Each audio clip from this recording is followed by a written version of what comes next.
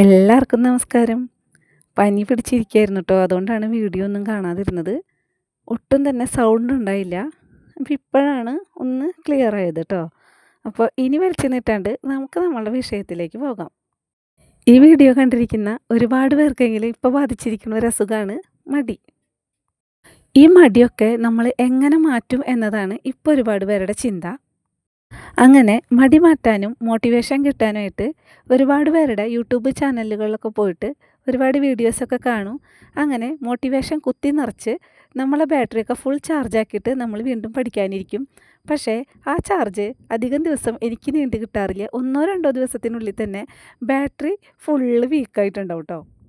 എൻ്റെ ജീവിത സാഹചര്യങ്ങൾ വെച്ചിട്ട് എനിക്ക് ഇതിനൊക്കെ ഒരു സൊല്യൂഷൻ എന്തായാലും കണ്ടെത്തേണ്ട അത്യാവശ്യം ഉണ്ടായിരുന്നു. അങ്ങനെ ഞാൻ തന്നെ ഇതിനുള്ള കാരണങ്ങളും അതിനുള്ള സൊല്യൂഷനും കണ്ടെത്തി കേട്ടോ. അതിൻ്റെ പ്രധാന കാരണം എന്താണെന്ന് വെച്ചിട്ടുണ്ടെങ്കിൽ, ഇപ്പോൾ നമ്മളുടെ ലക്ഷ്യം ഒരു ജോലിയാണ്. അപ്പോൾ നമ്മൾ ആ ലക്ഷ്യത്തിലേക്ക് എത്താൻ വേണ്ടിയിട്ട് ശ്രമിച്ചുകൊണ്ടിരിക്കുമ്പോൾ നമ്മൾ മെയിനായിട്ട് ഫോക്കസ് ചെയ്യുന്നത് ആ ലക്ഷ്യത്തിലേക്ക് എത്താൻ വേണ്ടിയിട്ട് നമ്മൾ എന്തൊക്കെ പ്രശ്നങ്ങൾ തരണം ചെയ്യണം എന്നുള്ളതാണ്. അതായത് നമ്മളുടെ മെയിൻ ഫോക്കസിൽ അതിലത്തെ പ്രശ്നങ്ങൾ മാത്രമേ ഉള്ളൂ. അതായത് PSC പഠിക്കുന്നവൻ്റെ ഫസ്റ്റത്തെ പ്രശ്നം എന്ന് വെച്ചിട്ടുണ്ടെങ്കിൽ, നമ്മളുടെ സിലബസ് കവർ ചെയ്യാനായിട്ടുള്ള എല്ലാ പുസ്തകങ്ങളും, അത് റാങ്ക് ഫയൽ ആയിക്കോട്ടെ, നമ്മളുടെ നോട്ട് പുസ്തകങ്ങളായിക്കോട്ടെ, അതൊക്കെ ഇങ്ങനെ അടക്കി പറക്കി വെച്ചിട്ടുണ്ടെങ്കിൽ വലിയൊരു മലയുടെ പോലെ നമുക്ക് തോന്നും കേട്ടോ. അപ്പം നമ്മൾ വിചാരിക്കും, അയ്യോ ഇത്രയധികം പുസ്തകങ്ങൾ നമ്മൾ പഠിച്ചുണ്ടാക്കിയിട്ട് വേണമല്ലോ എനിക്കൊരു ജോലി കിട്ടണമെങ്കിൽ എന്ന്. പിന്നെ അതിൽ വരുന്നൊരു ചിന്ത, ഒരു വിഷയം എടുക്കുകയാണെങ്കിൽ, അയ്യോ ഒരു വിഷയം ഇത്രയധികം പഠിച്ചിട്ടാണല്ലോ നമുക്കതിൽ നിന്ന് 5 മാർക്ക് കിട്ടുന്നത്. അതായത് ഹിസ്റ്ററി ആണെങ്കിൽ world history, Indian history, Kerala history, ഇത്രയും പരന്നു കിടക്കുന്ന ഒരു വിശാലമായ ഒരു സിലബസ് കവർ ചെയ്താൽ നമുക്ക് ആകെ 5 മാർക്കാണല്ലോ കിട്ടുന്നത് എന്നുള്ളൊരു ചിന്ത നമ്മളെല്ലാവർക്കും വരും കേട്ടോ.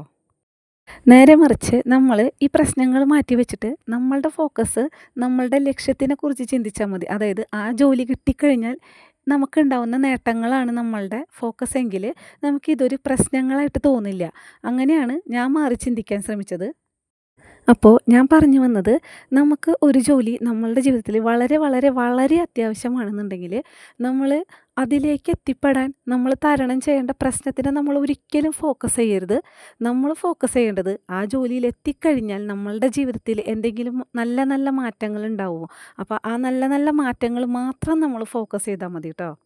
അതുകൊണ്ട് നിങ്ങളെല്ലാവരും ഇനി എന്ന് രാവിലെ എണീറ്റ ഉടനെ തന്നെ നമ്മളെ മനസ്സിനെ പറഞ്ഞ് പഠിപ്പിക്കേണ്ട ഒരു പാഠം, എൻ്റെ ജീവിതത്തിൽ ജോലി വളരെ വളരെ അത്യാവശ്യമാണ്. ആ ജോലി കിട്ടിക്കഴിഞ്ഞാൽ എൻ്റെ ജീവിതത്തിൽ കുറച്ച് നല്ല കാര്യങ്ങളൊക്കെ സംഭവിക്കും. അതുകൊണ്ട് ഞാൻ ആ ജോലി നേടും. ഇങ്ങനെ ഒരു 10 പ്രാവശ്യം എന്നും രാവിലെ പറയുക. അതേപോലെ രാത്രി നമ്മളൊക്കെ പഠിച്ചു കഴിഞ്ഞ് പുസ്തകം അടച്ചു വയ്ക്കുമ്പോഴും നമ്മളുടെ മനസ്സിൽ ഒരു 10 തവണ ഇത് പറയാം. അതിനിടയ്ക്ക് എപ്പോഴെങ്കിലും ഞാൻ നേരത്തെ പറഞ്ഞ പ്രശ്നങ്ങൾ നിങ്ങളുടെ ചിന്തകളിലേക്ക് വരാണെങ്കിൽ പിന്നെ ഒന്നും നോക്കാനില്ല, അതിനെ 2 ചെവിടുമ്മ തൂക്കി പിടിച്ചിട്ട് പുറത്തേക്ക് വലിച്ചെറിയുക. ബാക്കിയൊക്കെ തന്നെ സെറ്റായിക്കോളും.